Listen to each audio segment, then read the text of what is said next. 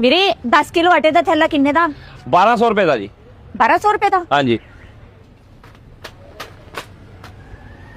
मैं कह जी 1700 रुपए का थैला 10 किलो आटे का। ये क्या है?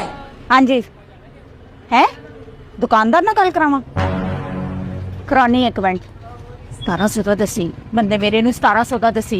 ओ मैं क्यों झूठ बोला, मेनू ਇਹਦੇ 'ਚ ਕੀ ਫਾਇਦਾ ਹੋਣਾ।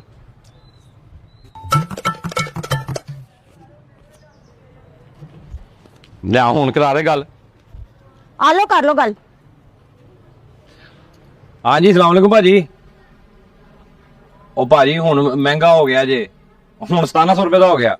ਆ ਪਿਛਲੇ ਹਫਤੇ ਸੀ ਇੰਨੇ ਦਾ। ਆ ਕਰ ਲੋ ਗੱਲ ਲੋ। हाँ जी दसो फिर ले लवा।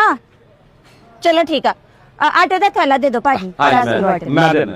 चलो ठीक है ओके। हेलो जी लो पैसे दे दिया। आ लो।